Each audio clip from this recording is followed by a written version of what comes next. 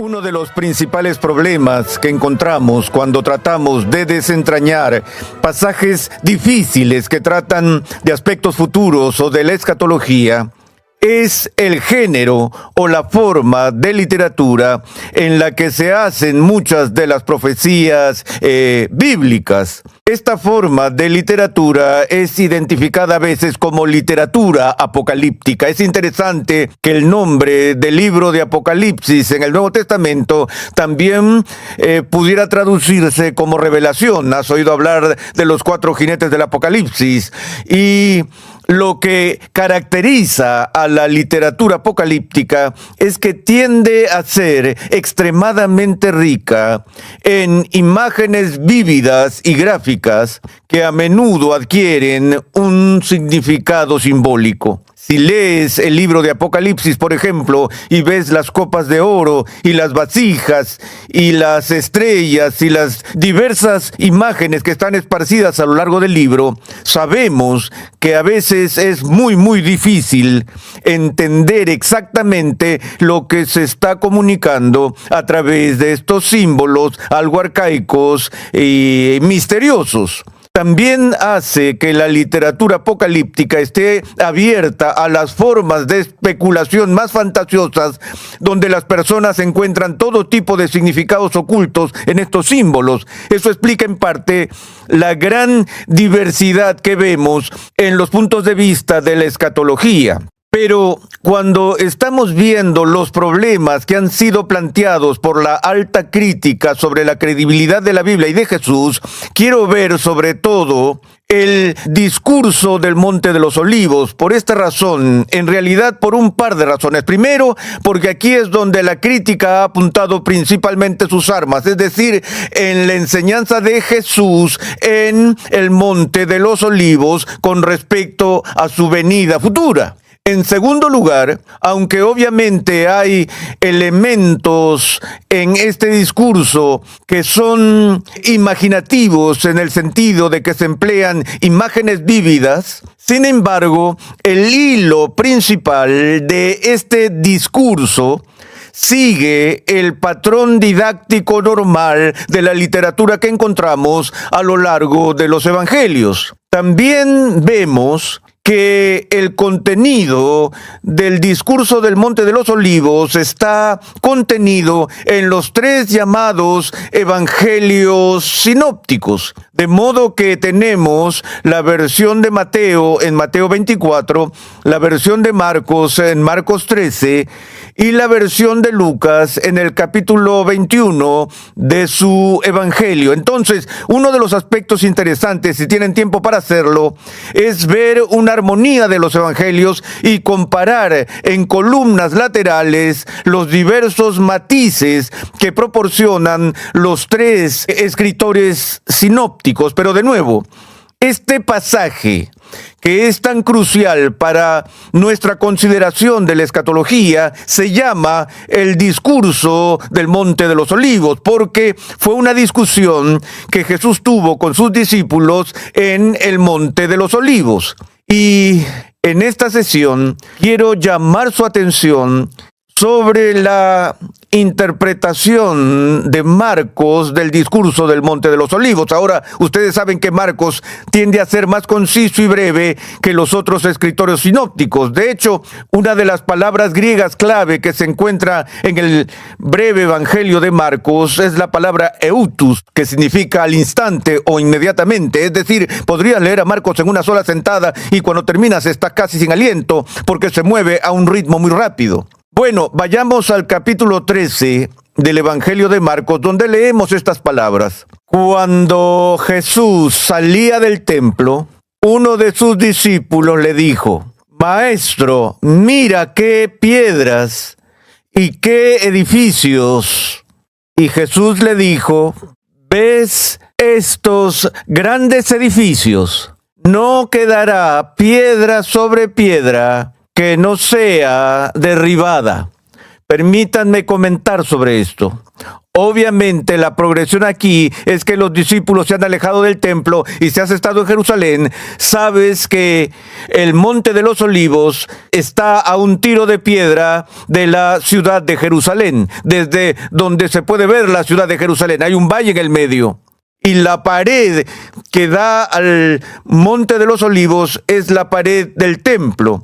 Entonces, obviamente, mientras salían del área del templo, Jesús hace este comentario mientras él y sus discípulos se dirigen hacia el Monte de los Olivos. Dijo, ¿ves estos grandes edificios? No quedará piedra sobre piedra que no sea derribada.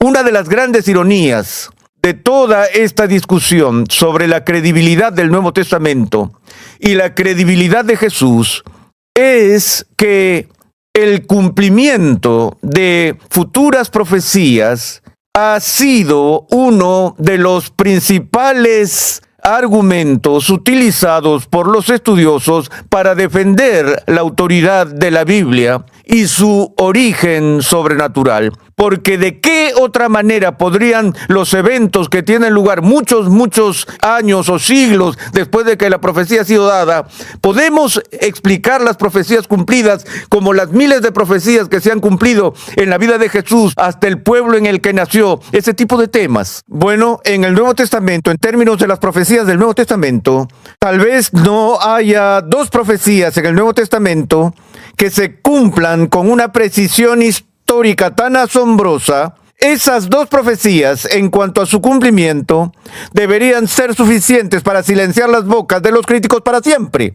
Jesús predijo claramente de antemano la destrucción del templo judío y la destrucción de la ciudad de Jerusalén.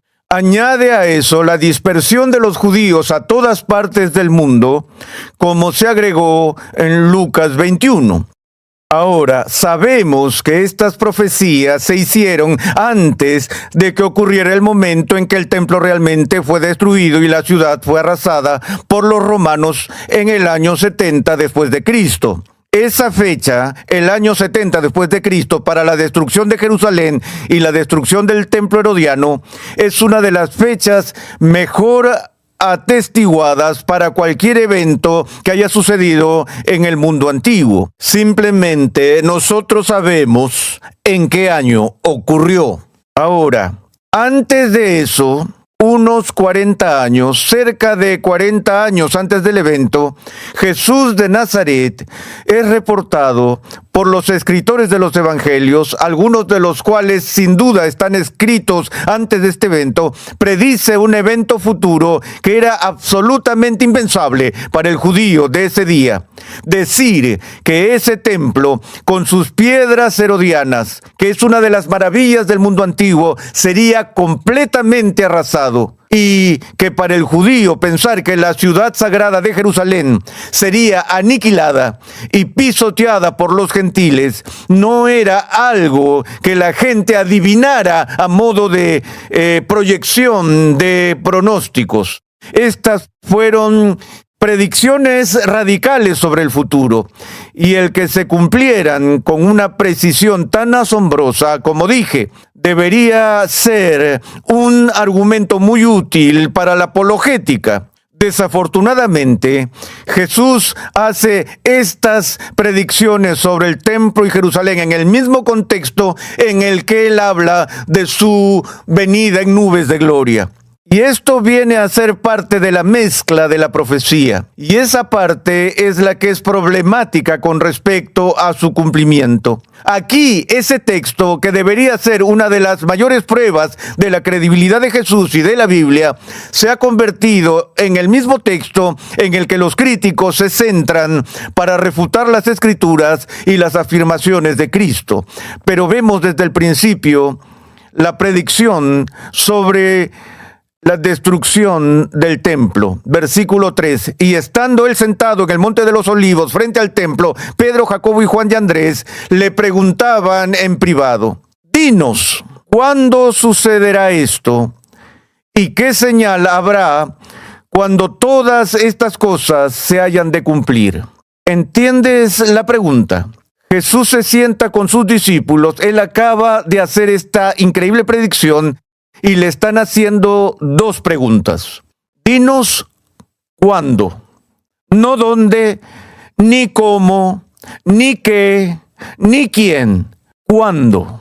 Esa es una pregunta con respecto al tiempo.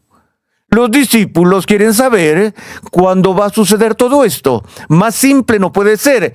Una forma interrogativa sencilla. Y la segunda pregunta es, ¿cuál será la señal? ¿Qué nos señalará el momento? ¿Qué nos guiará o nos mostrará una señal de la inminencia de todo esto? ¿Cuándo ocurrirán todas estas cosas? ¿Cuál será la señal? Esas son las preguntas.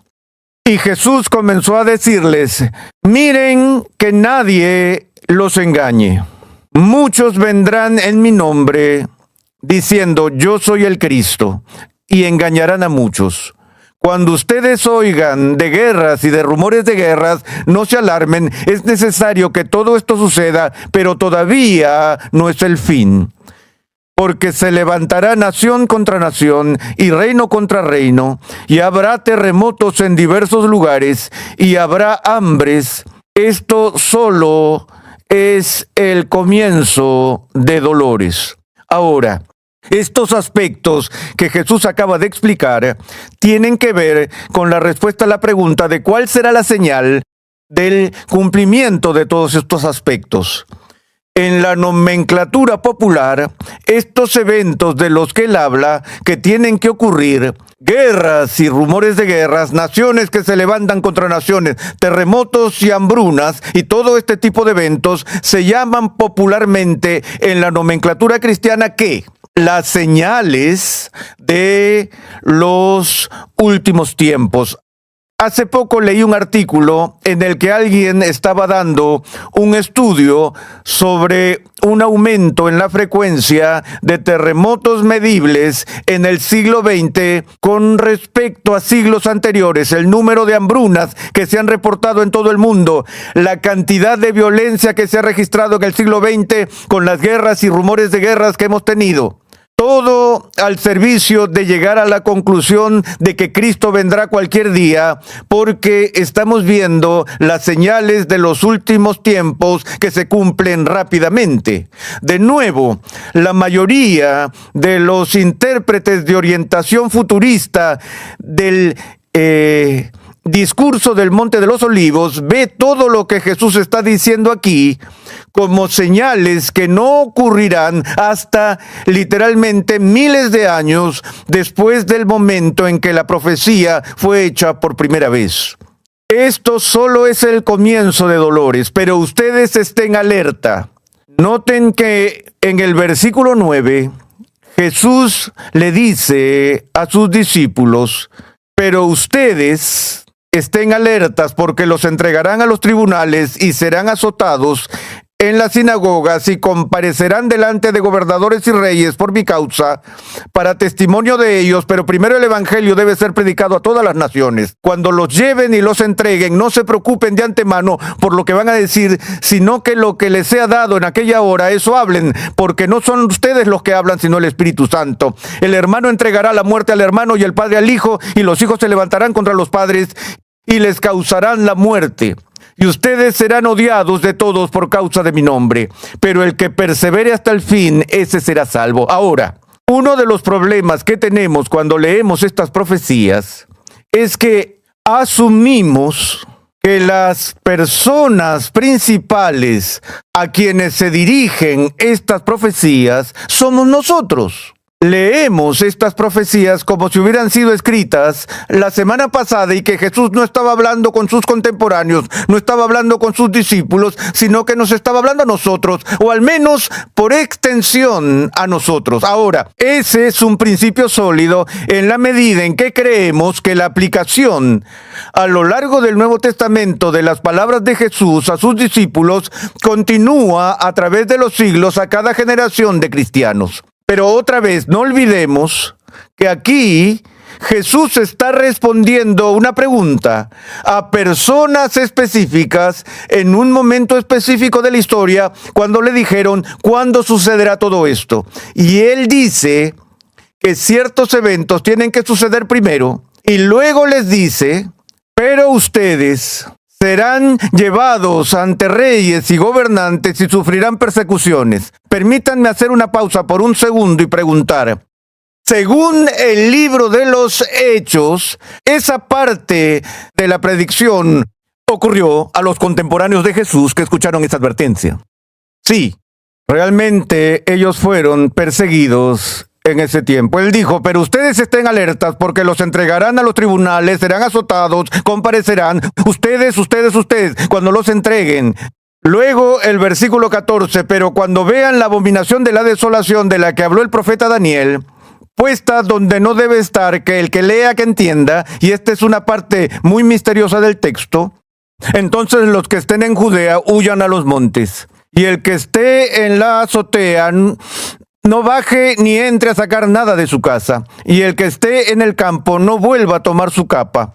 Pero ay de las que estén encinta y de las que estén criando en aquellos días. Oren para que esto no suceda en el invierno, porque aquellos días serán de tribulación, tal como no ha acontecido desde el principio de la creación que hizo Dios hasta ahora, ni acontecerá jamás. Si el Señor no hubiera acortado aquellos días, nadie se salvaría, pero por causa de los escogidos que Él eligió, acortó los días. Ahora, aquí escuchamos sobre la abominación de la desolación y escuchamos sobre la gran tribulación, popularizada en el libro más vendido, La agonía del gran planeta Tierra. Y todos los argumentos y discusiones que ocurren entre los cristianos hoy en día sobre si Jesús vendrá antes de la tribulación, durante la tribulación o después de la tribulación. Pero junto con este pronóstico de una tribulación, y todo es parte de la respuesta a la pregunta, ¿cuándo serán estas cosas?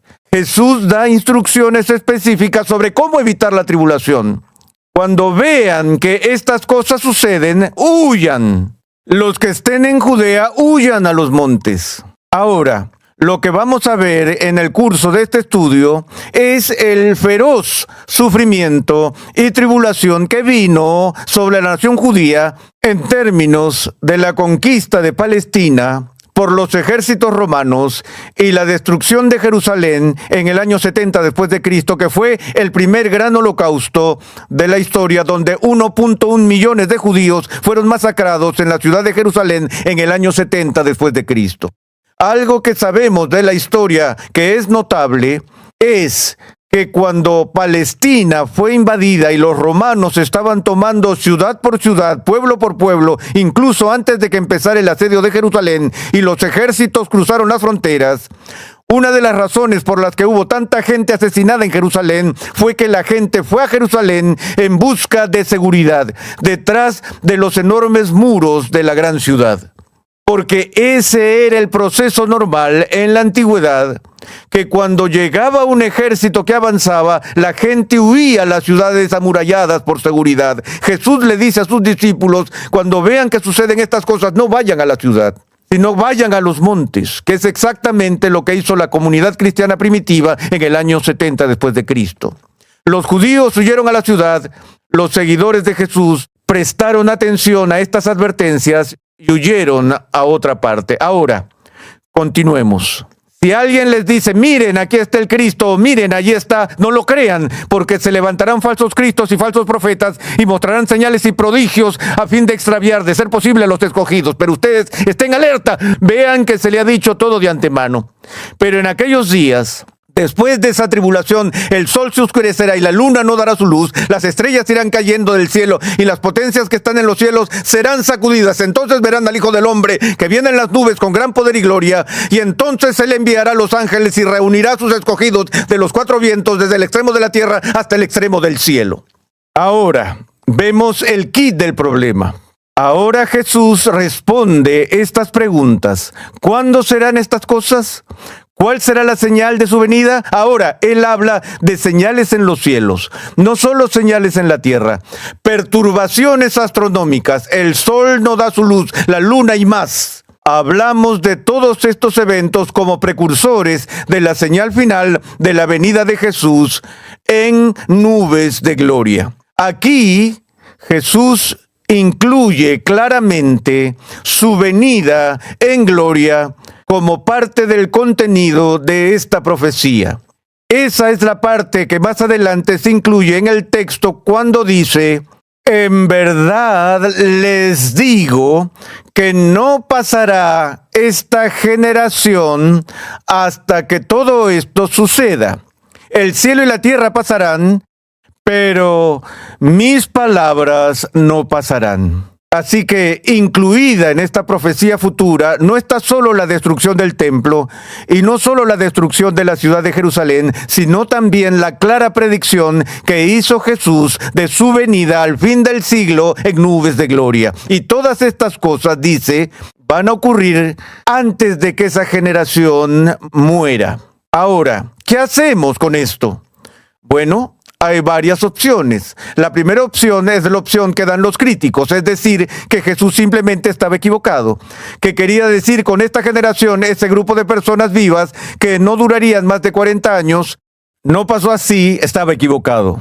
La segunda opción sobre esto es espiritualizar el término generación para referirse a algo más que una referencia de marco de tiempo de 40 años y puede ser indefinido, buscando un cumplimiento literal de todo el contenido. La tercera opción es darle un segundo vistazo a lo que Jesús estaba hablando específicamente en el discurso del Monte de los Olivos en cuanto a su venida. ¿Estaba hablando de su venida final al fin de los tiempos? ¿O estaba hablando de su venida al fin de la era judía, que no es el fin de la historia? Porque la Biblia hace una distinción entre la era de los judíos y la era de los gentiles.